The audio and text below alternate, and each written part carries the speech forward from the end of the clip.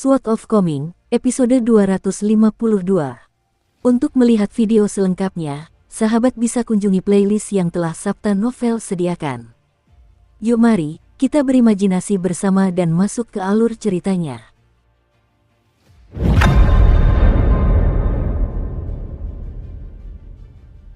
Setelah membayar biaya masuk, Chen Pingan dan Sun Jiasu melewati terowongan yang seolah membentang selamanya sebelum akhirnya memasuki kota.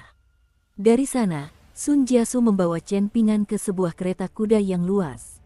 Kereta itu sedikit lebih besar daripada kereta kuda pada umumnya, sementara kuda-kudanya juga lebih terlatih daripada biasanya, tetapi selain itu, tidak ada yang menunjukkan bahwa kereta itu milik klan kaya. Kusir kereta adalah seorang pria tua berwajah serius, dan baru setelah Chen Pingan memasuki kereta, ia menyadari bahwa ada lebih dari yang terlihat. Di dalam kereta terdapat 4 bantal putih, dan terdapat rak buku setinggi lantai hingga langit-langit yang penuh dengan buku-buku, terletak di dinding di seberang tirai kereta. Ada juga pembakar dupa tembaga di dalam kereta yang mengeluarkan asap ungu harum yang samar-samar. Chen Pingan dan Sun Jiasu duduk berhadapan, dan Chen Pingan merasa agak tidak nyaman, takut sandal jeraminya akan mengotori bagian dalam kereta yang masih asli. Sun Jiasu melirik sandal jerami Chen Pingan, dan senyum tipis muncul di wajahnya saat ia berkata, "Dulu ketika aku masih kecil, kakekku mengajakku bepergian kemana-mana sesuai dengan tradisi yang telah diwariskan turun-temurun dalam klan kami. Sebelum aku berusia 18 tahun, aku pergi ke tempat baru hampir setiap tahun. Aku pernah bekerja sebagai karyawan toko, nelayan, petani, pelayan. Segala macam pekerjaan datang menghampiriku. Selama tahun-tahun itu, aku juga belajar menganyam sandal jerami, tapi sandalku sangat jelek, tidak sekuat punyamu." Sun Jiasu duduk di atas salah satu bantal di kereta dengan kaki disilangkan. Meskipun duduknya sangat tegak, ia tetap memancarkan aura santai yang nyaman. Ia tersenyum dan bertanya, "Maukah Anda menebak pekerjaan pertanian apa yang paling saya takuti saat itu?" Chen Pingan bukanlah seorang peramal atau pembaca pikiran, jadi wajar saja jika ia tidak bisa menebak jawaban atas pertanyaan itu. Terlebih lagi, di matanya, Sun Jiasu adalah orang yang sangat aneh. Meskipun mereka baru saja bertemu, semakin lama mereka bersama, semakin samar kesannya terhadap Sun Jiasu. Sun Jiasu tersenyum sambil melanjutkan, "Itu soal mengumpulkan daun murbei. Aku akan bekerja keras berjam-jam untuk mengumpulkan sekeranjang penuh daun, hanya untuk kemudian kakekku menekan daun-daun itu dengan lembut, dan seluruh keranjang daun itu langsung berkurang hingga hanya setengahnya. Aku akan mengisi keranjang itu lagi, hanya untuk tekanan lembut lainnya yang menghapus kerja keras berjam-jam, dan siklus pengulangan inilah yang membuatku putus asa. Selain itu, setiap kali saya mendaki gunung, kaki saya akan tergores oleh gulma dan semak-semak yang kasar, menciptakan banyak luka kecil yang akan terasa sangat perih ketika saya mulai berkeringat. Sebaliknya, saya lebih suka digigit lintah saat menanam rebung di sawah. Kakek saya seorang perokok berat, dan lintah-lintah itu akan langsung jatuh begitu mereka terbakar oleh pipa rokok kakek saya." Chen Pingan sendiri sangat memahami perjuangan ini, dan ia menjawab, "Di rumah, lintah-lintah itu benar-benar masalah bagi saya karena saya tidak mau repot-repot menggunakan garam atau cuka. Saya selalu butuh banyak waktu dan tenaga untuk menariknya keluar, dan akhirnya kaki saya selalu berdarah. Untungnya, ada sejenis rumput yang kami sebut gadis hijau, yang tumbuh di dekat sawah, dan rumput itu sangat ampuh untuk menghentikan pendarahan. Saya belum pernah melihatnya lagi setelah meninggalkan kampung halaman saya." Sun Jiasu tersenyum sambil mengangguk. Mereka yang hidup dalam kemiskinan sejati seringkali sedikit lebih keras, tetapi mereka juga memiliki kapasitas yang lebih tinggi untuk menderita. "Sebesar apapun pekerjaan yang diberikan kepadaku, pada hakikat, aku tetaplah seorang tuan muda yang berpuas diri dari keluarga kaya, jadi aku tetap tak bisa dibandingkan dengan orang sepertimu. Waktu pertama kali bepergian dengan kakek, saya selalu merengek dan minta diantar pulang. Kalau dipikir-pikir lagi, kalau saya punya cucu seperti saya pasti tidak akan bisa memperlakukannya dengan kesabaran yang sama seperti kakek saya. Jika hari itu benar-benar tiba, mungkin kau akan berbeda. Mungkin kepribadianmu sudah lebih lunak saat itu," kata Chen Pingan sambil tersenyum. Sun Jiasu sedikit terkejut, lalu mengangguk. "Mungkin begitu. Salah satu dari mereka adalah seorang pria yang memiliki seluruh jalan di luar kota Nagatua, sementara yang lain adalah seorang anak laki-laki yang konon telah melewatkan hal-hal yang nilainya bahkan lebih dari seluruh kota Nagatua, namun mereka mendiskusikan hal-hal remeh tersebut seolah-olah itu adalah hal paling normal di dunia. Kereta terus melaju dengan mulus dan stabil, dan meskipun asap mengepul dari pembakar dupa selama ini, kereta tidak dipenuhi asap. Sebaliknya, yang tercium hanyalah aroma lembut dan menyegarkan di udara. Dengan semua toko yang harus kau kelola, tentu saja kau rugi besar dengan datang jauh-jauh ke sini untuk menemuiku. Kau bisa saja mengirim orang lain, kata Chen Pingan. Sun Jiasu menggelengkan kepalanya. Menghasilkan uang itu satu hal, tapi bagaimana seseorang menghabiskannya itu hal yang sama sekali berbeda. Saat berbisnis, saya harus sangat teliti, sampai ke koin tembaga terakhir, dan saya memang bekerja keras untuk menghasilkan uang, tapi kenapa saya melakukan ini? Justru agar saya tidak perlu pelit dan cerewet dalam hal mencari teman. Masuk akal sekali, kata Chen Pingan dengan ekspresi tercerahkan, dan ia harus menahan keinginan untuk mengeluarkan salah satu potongan bambu kecil di sakunya dan mengukir apa yang baru saja dikatakan Sun Jiasu di atasnya. Selama sisa perjalanan, mereka berdua sangat menikmati kebersamaan. Sun Jiasu menceritakan banyak kisah masa lalunya kepada Chen Pingan, dan Chen Pingan selalu menjadi pendengar yang baik. Seiring berjalannya waktu, kesannya terhadap Sun Jiasu mulai jelas kembali, dan ia menyimpulkan bahwa Sun Jiasu adalah orang yang sangat kaya namun santai. Sun Jiasu tidak pernah menyombongkan kekayaannya, juga tidak berpura-pura rendah hati agar orang lain tidak merasa terintimidasi. Sebaliknya, ia mengakui bahwa ia memiliki kondisi keuangan yang lebih istimewa daripada kebanyakan orang, namun ia tetap memperlakukan orang lain setara. Chen Pingan merasa inilah yang seharusnya dicita-citakan oleh semua orang kaya. Beberapa saat kemudian, kereta kuda tiba di suatu tempat di pedesaan. Jalanan telah berubah menjadi jalan tanah, sehingga kereta kuda berjalan agak terhuyung-huyung. Sun Jiasu dapat melihat bahwa Chen Pingan sedikit bingung dengan hal ini, jadi ia tersenyum dan membuka tirai, memperlihatkan rumpun besar alang-alang yang rimbun dan berwarna-warni di luar. Saat kereta terus melaju, hamparan bunga rapesit mulai terlihat, menyuguhkan pemandangan yang sangat indah. Masa berbunga rapesit seharusnya sudah lama berlalu, tetapi Chen Pingan hanya berasumsi bahwa hal ini terjadi karena kondisi alam di kota Nagatua berbeda dengan di kota asalnya. Ini adalah tanah leluhur klan Matahari kami, dan kami selalu berusaha mempertahankan tampilan aslinya sebisa mungkin agar tidak mengganggu Feng Shui leluhur, sekaligus untuk memberi penghormatan kepada leluhur kami, jelas Sun Jiasu. Setiap kali klan Matahari kami menerima tamu terhormat seperti kultivator kuat atau pejabat tinggi dan kaisar, kami selalu membawa mereka ke Sun Manor di pusat kota. Tempat ini sangat mewah, tidak kalah dengan rumah naga tua milik klan Fu. Namun, kalau soal teman sejatiku, aku suka membawa mereka ke sini. Kediaman leluhur klan Matahari kami beberapa kilometer di depan. Tempatnya tidak terlalu luas, tapi sangat dekat dengan sungai, jadi cocok untuk memancing. Semoga kalian menyukainya. Tentu saja aku mau, bagaimana mungkin tidak? Jawab Chen Pingan sambil tersenyum cerah. Dukung terus channel YouTube Sabta Novel. Sun Jiasu juga tersenyum sambil mengusulkan, bagaimana kalau kita berjalan kaki menuju ke sana? Chen Pingan tentu saja tidak keberatan, dan mereka berdua pun turun dari kereta dan mulai berjalan menuju kediaman leluhur klan Sun. Dalam perjalanan ke sana, Sun Jiasu menceritakan beberapa hal lagi kepada Chen Pingan tentang tanah leluhur ini, dengan santai menyebutkan bahwa klan Su memiliki seluruh wilayah dalam radius beberapa puluh kilometer, meliputi 6 desa yang berisi sekitar 2.000 rumah tangga.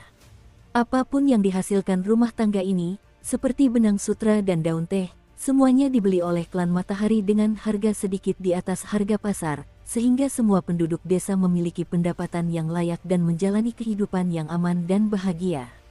Hal ini memberi Chen Pingan pemahaman yang lebih jelas tentang betapa besarnya kota Nagatua dan kemurahan hati klan Matahari. Saat garis besar kediaman leluhur klan Matahari mulai terlihat, Chen Pingan bertanya, apakah ada kapal antar benua dari kota Nagatua ke Gunung Stalaktit? Sun Jiasu mengangguk, ada. Kota Nagatua adalah pusat bisnis terbesar di seluruh benua botol harta karun timur, jadi ada kapal yang menuju kemanapun tempat uang bisa dihasilkan. Namun, Tidak semua orang punya cukup uang untuk menghasilkan uang dari tembok besar pedang Qi. Bahkan untuk klan Fu, klan Matahari kita, dan klan-klan besar lainnya di kota Nagatua, kita harus sangat berhati-hati saat berbisnis dengan orang-orang di tembok besar pedang Qi. Tatapan penuh kenangan muncul di mata Sun Jiasu saat ia melanjutkan, selama beberapa ribu tahun terakhir, kelima klan utama, kecuali klan Matahari kita, telah berganti berkali-kali dan sebagian besar runtuh karena masalah-masalah tertentu yang berkaitan dengan gunung stalaktit. Beberapa krisis besar yang dialami klan Matahari kita juga berkaitan dengan tembok besar Qi Pedang. Saat ini, hanya ada 6 kapal di kota Nagatua yang dapat berlayar ke gunung stalaktit, 2 di antaranya milik klan Fu. Ke-6 kapal tersebut semuanya sangat besar, mampu menampung lebih dari 2.000 penumpang per perjalanan. Kapal-kapal klan Fu adalah paus penelan harta karun dan gunung terapung yang dibuat oleh para perajin Mohis, dan yang terakhir dikenal sebagai gunung stalaktit mini. Sedikit rasa rendah diri muncul di mata Sun Jiasu saat ia berbicara, tetapi senyum kemudian muncul di wajahnya saat ia melanjutkan, ngomong-ngomong, klan Fu dan 5 klan utama kami di kota Nagatua semuanya adalah pengikut komersialisme 100 aliran pemikiran.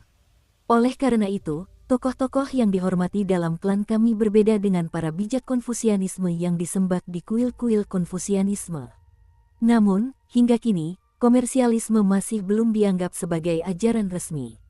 Saya dengar dahulu kala, seorang bijak dari salah satu mazhab Konfusianisme yang memiliki kedudukan cukup tinggi di kuil-kuil Konfusianisme pernah mengecam komersialisme dengan membandingkannya dengan sepiring daging anjing, yang dianggap tidak layak untuk disajikan dalam hidangan. Ini mungkin terdengar seperti penilaian yang cukup pedas, tetapi sebenarnya cukup menyanjung, mengingat beberapa komentar lain yang ditujukan kepada komersialisme. Kita dikenal sebagai pedagang kotor yang menebarkan bau busuk uang dan aib bagi 100 mazhab pemikiran. Para pedagang dikecam sebagai bajingan yang tidak bermoral dan dengan senang hati akan menjual bahkan ibu mereka sendiri dengan harga yang pantas, dan bagi sebagian orang, komersialisme adalah hal terburuk yang pernah menghancurkan dunia ini. Inilah sebabnya meskipun ada begitu banyak pengikut komersialisme di dunia ini, Anda tidak akan pernah melihat satu pun yang secara resmi didukung oleh kekaisaran manapun. Ketika menyangkut masalah-masalah yang berhubungan dengan cara kerja internal 100 aliran pemikiran, yang dapat dilakukan Chen Pingan hanyalah mendengarkan, dan dia tidak berani mengemukakan pendapatnya sendiri. Sesampainya di kediaman leluhur klan Sun yang cukup kecil, mereka berdua tidak disambut oleh para dayang cantik. Sebaliknya, hanya ada sekitar selusin pria dan wanita tua yang menjaga kediaman tersebut. Sun Jiasu menjamu Chen Pingan dengan hidangan yang sama sekali tidak mewah, tetapi juga tidak bisa dianggap kasar dan tidak sedap dipandang. Semua bahan-bahannya sedang musim dan berasal dari dekat tempat tinggal, dan hidangan utamanya adalah sup makanan laut. Namun, Chen Pingan terbiasa makan hidangan yang terbuat dari bahan-bahan air tawar, jadi ia tidak terlalu menyukai sup tersebut. Sun Jiasu tidak mendorongnya untuk makan lebih banyak sup, melainkan hanya menyuruh Chen Pingan untuk makan apapun yang ia suka. Setelah makan, mereka berdua berjalan-jalan di tepi sungai di luar kediaman. Chen Pingan bertanya, "Tuan Muda Sun, pernahkah Anda mendengar tentang tempat bernama toko obat debu di kota Nagatua?" Sun Jiasu memikirkannya sejenak, lalu menjawab, "Saya belum menemukannya, tetapi saya dapat melacaknya untuk Anda dengan sangat cepat." Chen Pingan memberikan tanggapan penuh terima kasih, yang kemudian ditanggapi Sun Jiasu dengan lambaian tangan sambil tersenyum, yang menunjukkan bahwa Chen Pingan tidak perlu bersikap begitu sopan. Ia kemudian membungkuk untuk mengambil sebuah batu pipih dan halus sebelum melemparkannya ke atas air dengan lintasan rendah, melontarkannya ke arah tepian lainnya. Di seberang sungai terdapat ladang bunga rapesit yang berkilauan bagai ladang emas di bawah sinar matahari. Chen Pingan sudah meletakkan barang-barangnya di kamar tempat ia menginap, tetapi tentu saja, ia masih membawa labu pemeliharaan pedang dan kotak pedangnya. Ia melepas labu dari pinggangnya sebelum meneguk anggur sambil memandang sungai yang tenang, tampak seperti seorang lelaki tua yang santai dan tenteram. Sun Jiasu berhenti sejenak dan berkata, "Menurut perkiraanku, akan ada 3 kapal yang akan segera berangkat dari Gunung Stalaktit, sementara 3 kapal lainnya belum kembali. Salah satunya adalah penyu gunung dan laut milik klan Matahari kita, sementara 2 lainnya adalah paus penelan harta karun milik klan Fu dan Pulau Osmanthus milik klan Fan. Dari segi keamanan, saya sarankan Anda memilih paus penelan harta karun. Selama dekade terakhir, iklim di jalur antar benua menuju gunung stalaktit sangat tidak bersahabat, dan gunung dan penyu laut kita tidak simen atau sestabil paus penelan harta karun. Bahkan, Pulau Osmanthus lebih unggul dalam hal itu. Selembut dan sejinak apapun penyu gunung dan laut, ia tetaplah makhluk hidup, dan insiden kapal Kun yang terjadi di wilayah tengah benua botol harta karun timur adalah contoh bagaimana bepergian dengan kapal hidup bisa salah. Sebaliknya, paus penelan harta karun dapat berenang di laut dalam, sehingga tidak terpapar unsur-unsur alam sama sekali. Lagi pula, jalur itu sudah mapan, dan klan Fu telah menentukan rute terbaik untuk menghindari semua iblis besar di laut. Namun, jika Anda mencari kenyamanan dan harga terjangkau, tak perlu mencari yang lain selain Mountain and Sea Turtle kami. Saya tidak bisa menjamin perjalanannya akan menyenangkan, tetapi setidaknya, Anda tidak perlu khawatir tentang makanan atau tempat berlindung di Mountain and Sea Turtle kami. Chen Pingan ragu sejenak, lalu menjawab, saya pasti tidak akan memilih paus penelan harta karun, jadi pilihannya harus penyu gunung dan laut atau Pulau Osmanthus.